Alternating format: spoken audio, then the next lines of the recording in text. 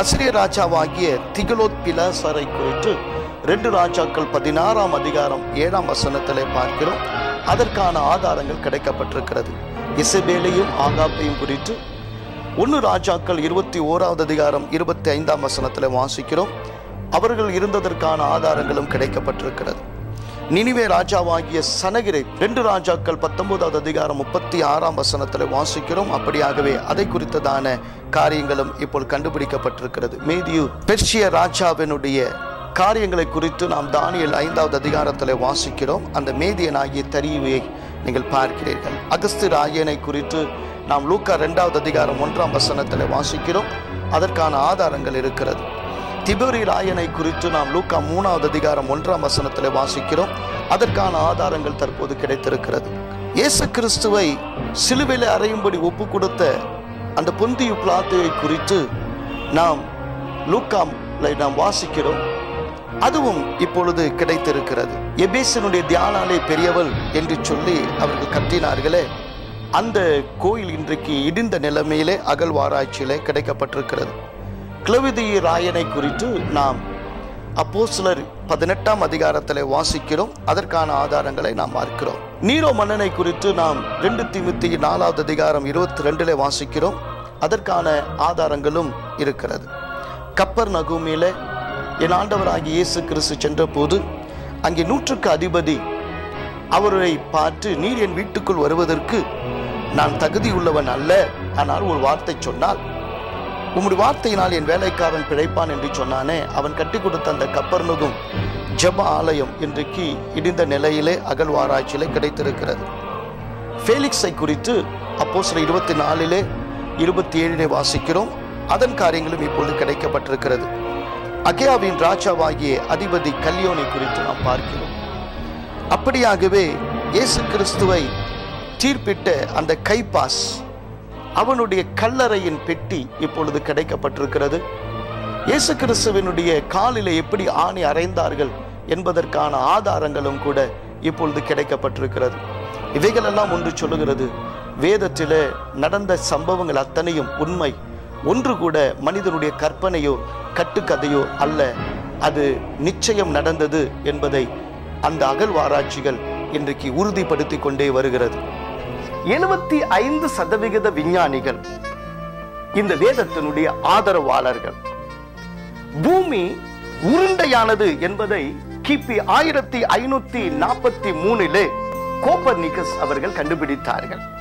ஆனால் ஏசாயா 40ஆவது அதிகாரம் 22ஆம் வசனத்தில், அதாவது கிமு 681 அவர் பூமி உருண்டையின் மேல் வீற்றிருக்கிறவர் என்று சொல்லி வேதம் தெளிவாய் சொல்லுகிறது. இன்றைக்கு 4000 வருடங்களுக்கு முன்பதாக யோபு என்கிற பக்தன் மூலமாக 26ஆவது அதிகாரம் 7ஆம் வசனத்தில் இந்த பூமி அந்தரத்தில் தொங்குகிறது என்றதை தேவன் எழுதி வைத்திருக்கிறார். யோபு 36ஆவது அதிகாரம் 27ஆம் வசனத்திலிருந்து 30ஆம் வசனம் வரை நீங்கள் வாசித்தால் மழை எப்படி பெய்கிறது என்பதை அழகாக வேதம் விவரித்து சொல்லுகிறது. தேவனுக்கு மகிமை உண்டாகட்டும். அதே யோபு புஸ்தகம் 38ஆவது அதிகாரம் 22ஆம் வசனம் 23ஆம் வசனத்திலே எப்படி ஒரு பொருள் ஐசிலே வைத்தால் அது கெட்டு போகாமல் இருக்கும் என்பதை அந்த வேதத்தில் இருக்கிறதை பார்த்து ஜெனரல் வைஸ்மேன் என்கிறவர் அந்த ரெஃப்ரிஜரேட்டரை கண்டுபிடித்து அந்த நாட்களிலே ஆயுதங்களை வைத்து அதை பாதுகாத்திருக்கிறார்கள். யோபு 22ஆவது அதிகாரம் 12ஆம் வசனத்தில் நட்சத்திரம் உயரத்தில் இருக்கிறது என்று சொல்லி நட்சத்திரத்தின் உயரத்தை குறித்து அன்றைக்கு சொல்லப்பட்டிருக்கிறது. எரேமியா 33ஆவது அதிகாரம் 22ஆம் வசனத்தை வாசிக்கும் போது நட்சத்திரங்கள் எண்ணப்படாதது என்று சொல்லி வேதத்திலே அங்கே எழுதி இருக்கிறது. இன்றைக்கு இருக்கிற விஞ்ஞானிகள் இதுவரைக்கும் 300 பால்வெளி மண்டலத்துக்கு மேலாக கண்டுபிடித்துக் கொண்டிருக்கிறார்கள். ஒவ்வொரு பால்வெளி மண்டலத்திலும் 250க்கும் மேற்பட்ட பில்லியன் நட்சத்திரங்கள் இருக்கிறது என்பதை கண்டுபிடித்திருக்கிறார்கள்.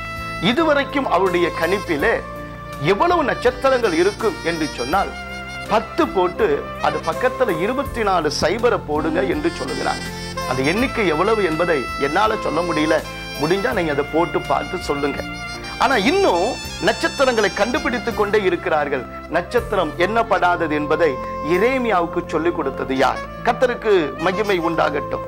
இன்றைக்கு இருக்கிற டிவி, அதுல எப்படி உலகத்தை எல்லாம் நாம் இன்றைக்கு பார்க்கிறோமோ அதை குறித்ததான வெளிப்பாடு வெளிப்படுத்துதல் 11ஆம் அதிகாரம் 8ஆம் வசனம் 9ஆம் வசனத்தில் இருக்கிறது. ஆதியாகமம் 9வது அதிகாரம் 4ஆம் வசனத்திலேயே நம்முடைய உயிர் எங்கே இருக்கிறது என்று வேதத்தில் தெளிவாய் தேவன் எழுதி வைத்திருக்கிறார். நம்முடைய உயிர் எங்கே இருக்கிறது என்று கேட்டால் இன்றைக்கும் யாருக்கும் அதை சொல்ல தெரியாது. வில்லியம் ஹார்வி என்கிற ஒரு பெரிய விஞ்ஞானி நம்முடைய உயிர் இரத்தத்தில் இருக்கிறது என்று கண்டுபிடித்தார். அதை ஆதியாகமம் 9வது அதிகாரம் 4ஆம் வசனத்தில், அதாவது இன்றைக்கு ஏறத்தாழ 3500 ஆண்டுகளுக்கு முன்பதாகவே தேவன் மோசேக்கு அதை வெளிப்படுத்தினார். இன்றைக்கு இருக்கிற ரோபோக்களை குறித்து, இந்த எந்திர மனிதர்களை குறித்து வெளிப்படுத்துதல் 13ஆம் அதிகாரம் 4ஆம் வசனம், அதாவது கிபி 100லேயே தெளிவாய் அதை சொல்லிவிடுகிறது. வெளிப்படுத்துதல் 9வது அதிகாரம் 7ஆம் வசனத்திலிருந்து 10ஆம் வசனம் வரை நீங்கள் வாசித்து பார்த்தால், இன்றைக்கு ஒளியின் வேகத்தோடு கூட மேகங்களை கிழித்து கொண்டு போகிற விமானத்தை பார்க்கிறோமே, அந்த விமானத்தினுடைய முன்னோடியாக காரியங்கள் அங்கே சொல்லப்பட்டிருக்கிறது. இன்னும் ஏசாயா 55வது அதிகாரம் 9ஆம் வசனத்தை வாசித்தால் வானத்துக்கு எல்லை இல்லை என்று தெளிவாய் அங்கே சொல்லப்பட்டிருக்கிறது.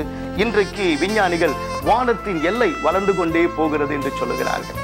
நாம ஒரு அவசரம்னா தந்தி அடிப்போம். அந்த தந்தி என்று சொன்னாலே ரொம்ப எவ்வளவு சுருக்கமான வார்த்தை இருக்குமோ அதை தான் சொல்லுவோம். மிக முக்கியமான வார்த்தைகளை தந்தி அடிச்சு சொல்லுவோம். ஆனா முதல் நீல தந்தி எது என்று சொன்னால், புதிய ஏற்பாடு முழுவதுமே தந்தியாக நியூயார்க்கிலிருந்து சிகாகோவிற்கு அவர்கள் அனுப்பினார்கள். ஒரு வரலாற்று புத்தகத்துக்கு கையெழுத்து பிரதிகள் என்பது மிகவும் அவசியமும் அத்தியாவசியமும் ஆதாரமாய் இருக்கிறது. டெட் சி ஸ்க்ரோல்ஸ் என்று சொல்லப்படுகிற இந்த தோல் சுருள் ஆச்சரியமாக நம்முடைய வேதத்தின் ஆதாரமாக சவக்கடல் பகுதியிலே கிடைத்திருக்கிறது. 1947 ஒரு ஆடு மேய்க்கிற சிறுவன் முகமது என்று பெயர் ஒரு நாள் தன்னுடைய ஆட்டை ஓட்டிக்கொண்டு இந்த பகுதியிலே போன போது ஒரு ஆடு காணவில்லை என்று சொல்லி அதை தேடினான். அங்கிருக்கிற பல குகையில ஏதோ ஒன்றிலே இருக்கலாம் என்று நினைத்து அவன் ஒரு கல்லை எறிந்த போது டொப் என்று சத்தத்தோடு அது விழுந்ததை கேட்டான். உள்ளே சென்று என்ன இருக்கிறது என்று அவன் பார்த்து அதில் தங்கமோ வெள்ளியோ விலையுயர்ந்த பொருளோ கிடைக்கும் என்று நம்பி போன போது அதைவிட விலை உயர்ந்த ஒன்று அங்கே இருக்கிறது என்பதை அவன் அறியவில்லை.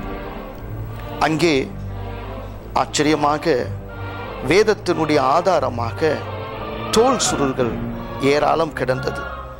ஆதியாகமத்தில் 20 காப்பீஸ் அதில் கிடைச்சது. யாத்ராகமத்தில் 17 பிரதிகள் கிடைத்தது. சங்கீதத்தில் 37 பிரதிகள் கிடைத்தது. பழைய ஏற்பாட்டில் எஸ்தர் புத்தகத்தை தவிர மீதி அத்தனை புத்தகங்களும் கிடைத்தது. மேலும் தேவாலயத்தினுடைய வரைபடமும் அதை தட்டுமுட்டு சாமான்களை குறித்ததான எப்படி தேவாலயம் கட்ட வேண்டும் என்பதற்கான அடிப்படையான அந்த திட்டங்கள் பிளான் எல்லாமே அங்கே கிடைத்தது. யூதேயாவிலே சவக்கடல் அருகிலே இந்த குகையானது இருக்கிறது. இந்த குகையிலே கிடைக்கப்பட்ட அந்த தோல் சுருள் எபிரேய, அரமிக் மற்றும் கிரீக்கில் எழுதப்பட்ட அந்த தோல் சுருள்களாக இருந்தது.